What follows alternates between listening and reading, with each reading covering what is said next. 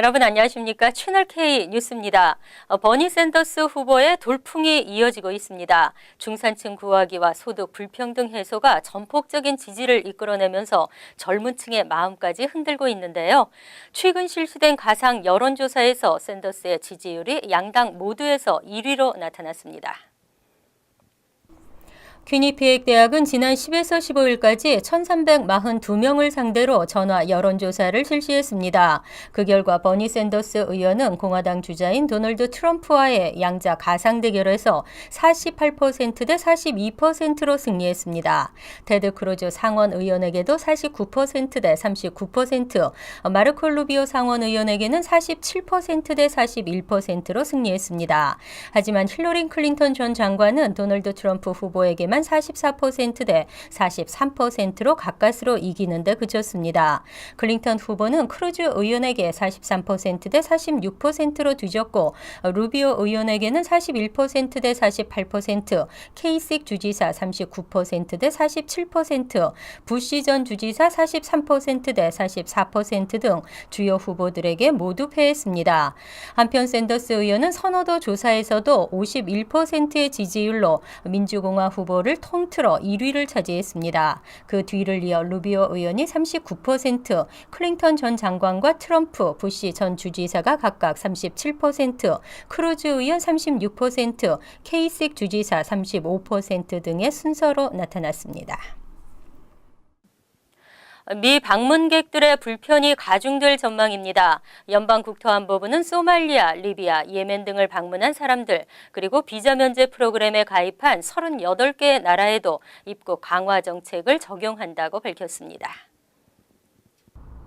USA 투데이는 어제 미 국토안보부가 리비아와 예멘, 소말리아를 방문했던 사람들을 대상으로 입국 검사를 강화하는 방침을 발표했다고 보도했습니다. 국토안보부의 입국 강화 정책은 미국 방문 때 비자가 필요 없는 한국과 유럽 30개 나라 등 비자 면제 프로그램에 가입한 38개국의 국민에게도 적용됩니다. 의회는 본토에 대한 테러 위협에 대응하기 위해서 비자 면제 프로그램에 가입한 국민에 대해서도 입국 절차를 강화하는 법안을 초당적으로 마련하고 지난해 말 의결한 바 있습니다.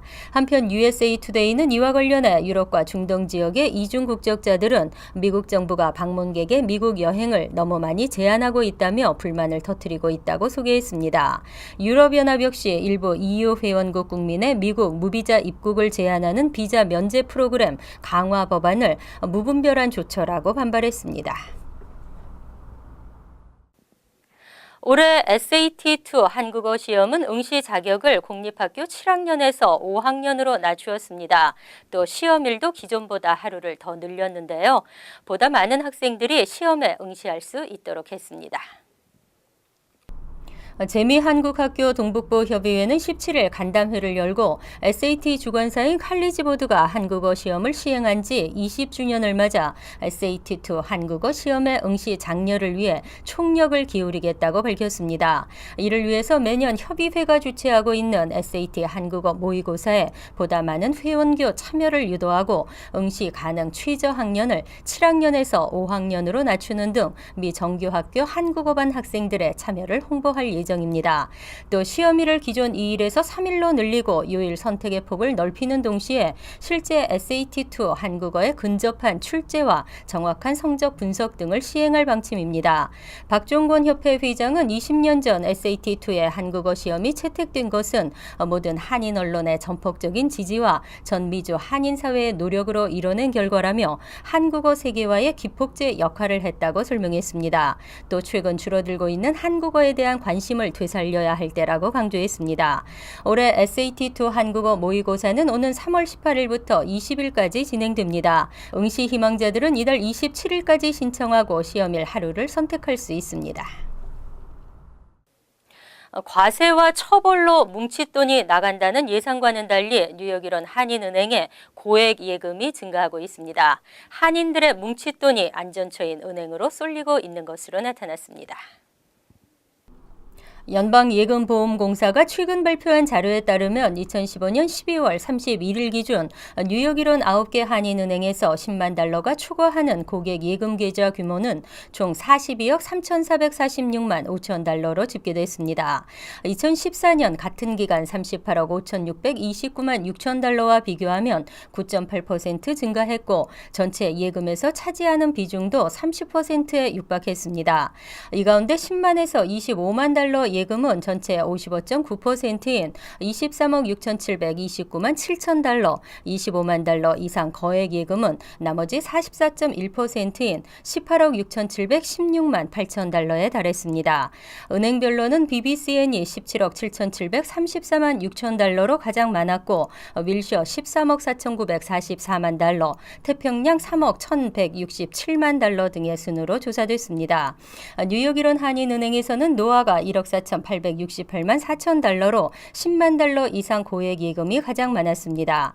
한인은행의 한 관계자는 한인 경기가 여전히 힘든 상황에서 한인들의 뭉칫돈이 안전처인 은행으로 쏠리는 현상이 지속적으로 나타나고 있다며 최근 들어 주식시장까지 불안해지면서 이런 현상은 당분간 지속될 것이라고 전망했습니다. 뉴욕 네일업 종사자들이 대규모 항의 시위를 계획하고 있습니다. 주정부의 규제와 단속에 항의하고 스몰 비즈니스를 살리기 위한 방안을 촉구하기로 했습니다. 뉴욕 한인 네일협회는 지난 16일 회원 100여 명이 참석한 가운데 모임을 갖고 29일 올바니 뉴욕주 청사를 찾아 대규모 항의 시위를 벌이기로 결정했습니다. 이날 모임은 지난해 8월 뉴욕주 정부의 과도한 단속에 대응해 회원들 간의 정보를 공유하기 위해 개설한 공식 카톡방의 오프라인 미팅 형식으로 진행됐습니다.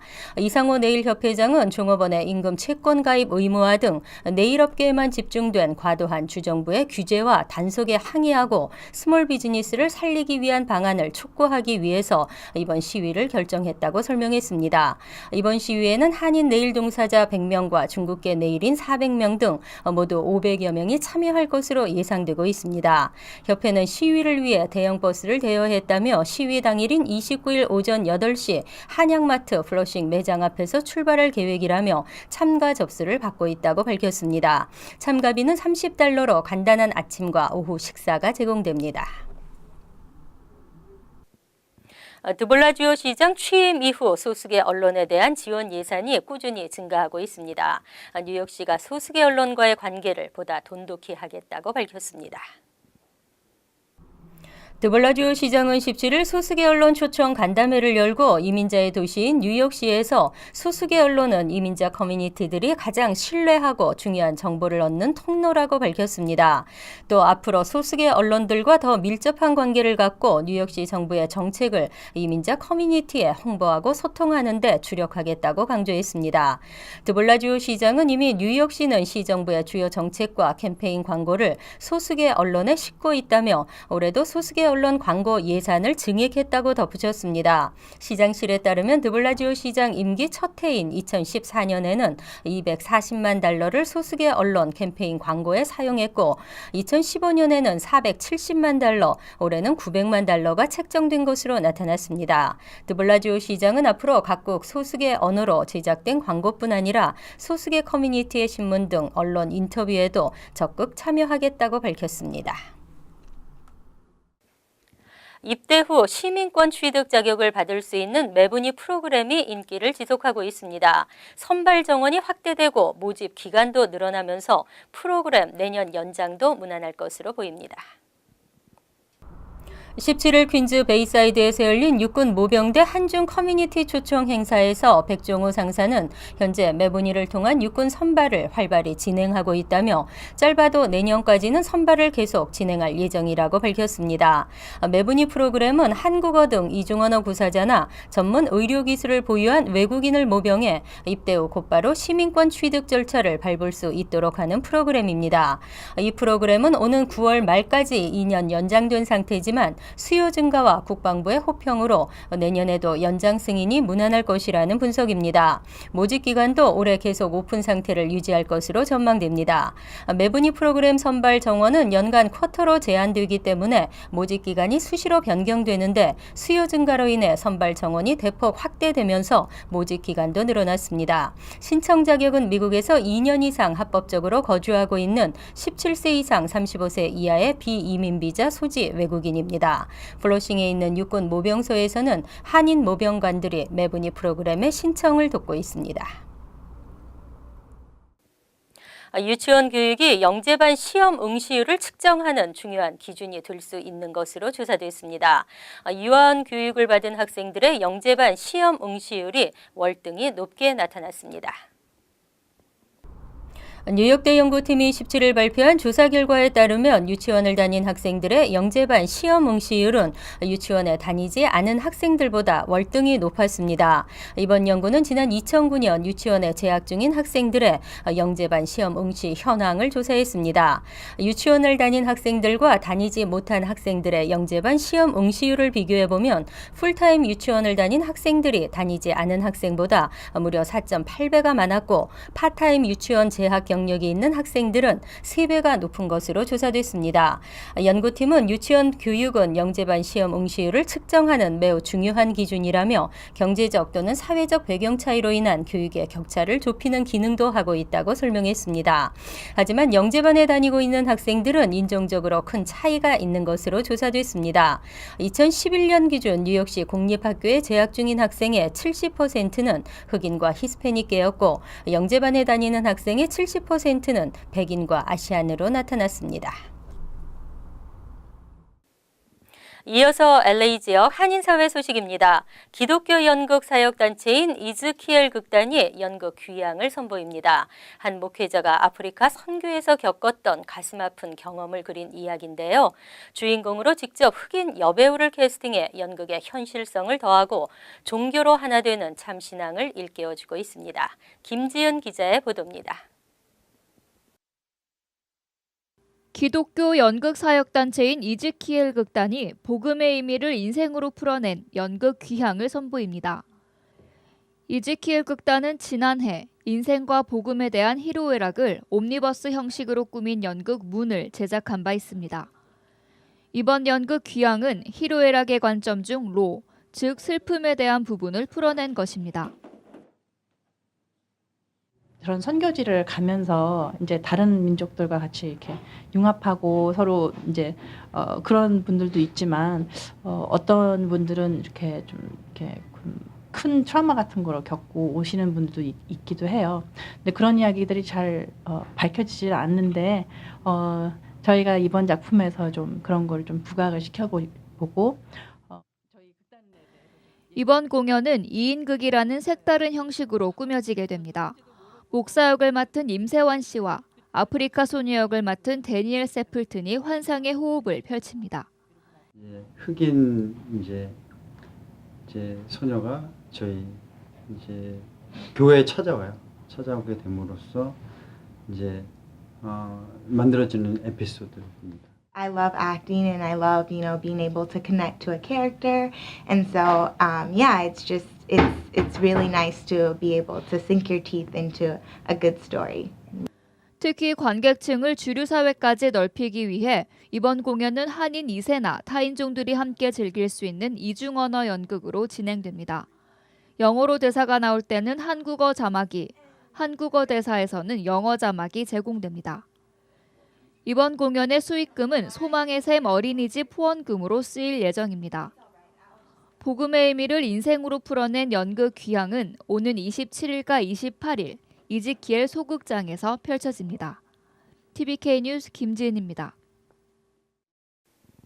월드리포트입니다. 지하 세계에서 사는 사람들이 늘고 있습니다. 하수구를 따라 들어가니 미래 영화에서나 봄직한 장면들이 나오는데요. 그래도 한쪽엔 돈이 넘쳐나는 사람들이 있습니다. 매서운 한파로 꽁꽁 얼어붙은 러시아 모스크바. 길거리의 노숙자들에게 길바닥은 냉동고나 다름없습니다. У нас многие из наших, кто засыпает, замерзают. потому что их выгоняют из подъездов, все плохо. Много.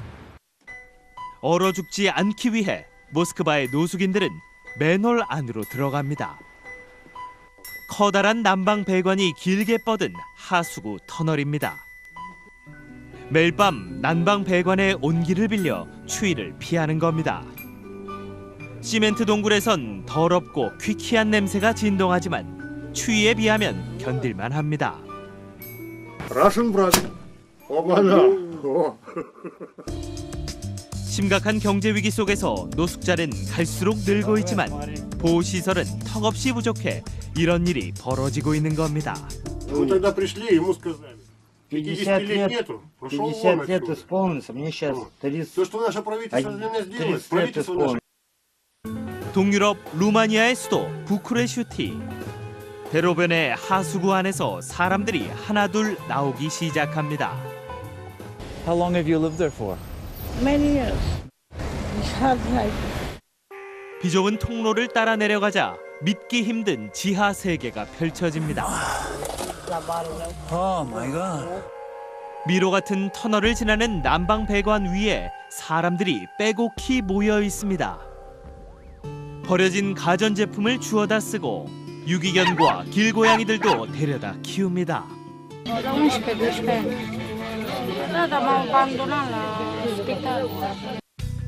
작년 여름 집계된 지하도시의 인구는 줄잡아 6천여 명. 시 당국이 나서 지하도시 사람들을 쫓아내고 있지만 불안과 양극화가 심화된다면 희망 없는 사람들의 지하 세계는 갈수록 팽창할 것이라는 우려가 커지고 있습니다. 간추린 소식입니다.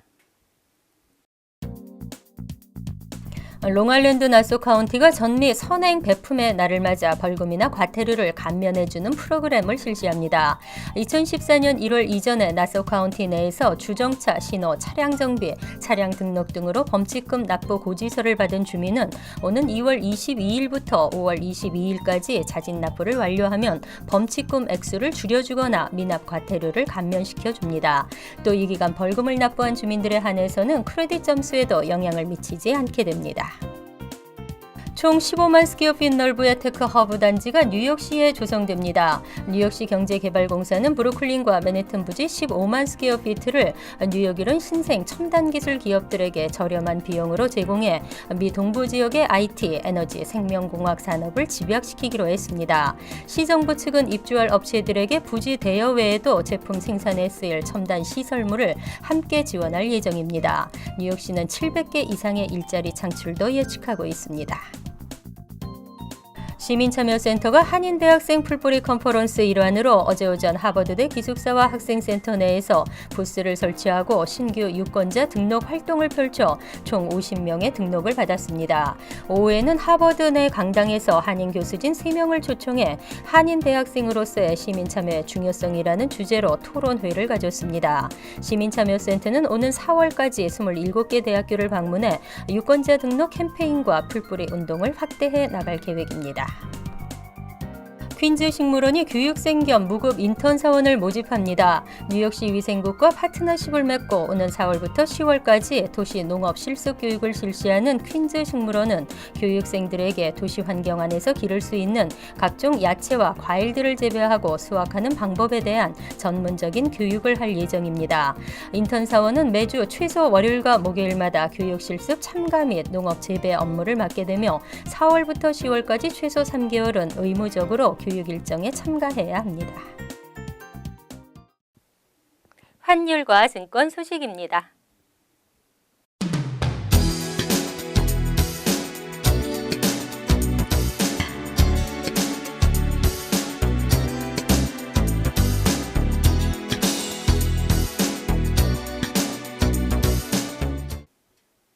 이어서 날씨입니다.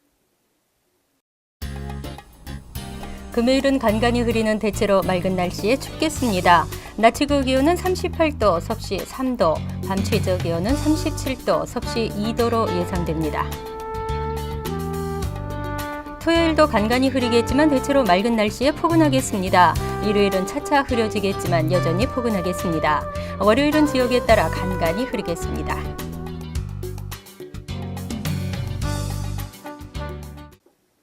항상 여러분과 함께하는 채널 K 뉴스 여기서 마칩니다. 편안한 하루 되시기 바랍니다.